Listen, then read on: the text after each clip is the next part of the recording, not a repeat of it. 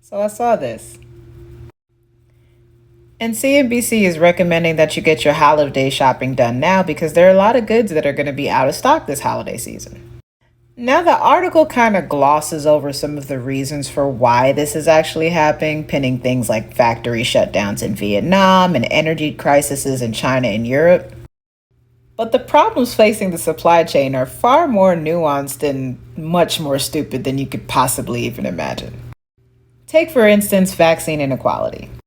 Now, while Americans seem to be under the impression that these vaccines are going to be the battleground for the Revolutionary War 2.0, previously colonized countries like Vietnam are experiencing vaccine shortages, which has been inhibiting their ability to fight COVID effectively. Now, I know you're thinking, what the hell does that have to do with why I can't order that Hello Kitty set I've been eyeing since last June?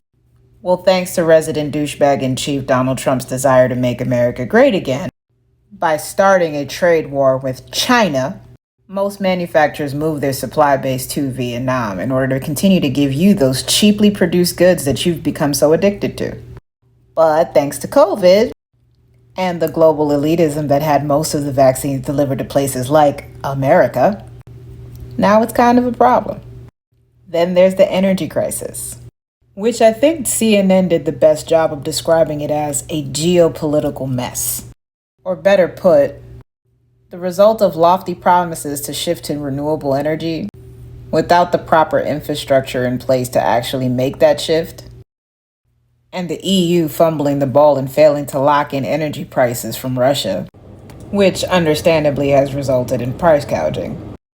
And then, of course, there's China experiencing climate change related flooding, which has made it now have to go back to coal for energy sources, which you might know as a major source of greenhouse gas production.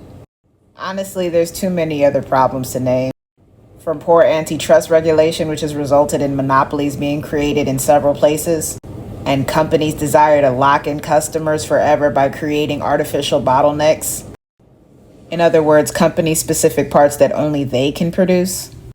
2022 is shaping up to be a really disastrous year, both economically, politically, and for us sane human beings, rationally.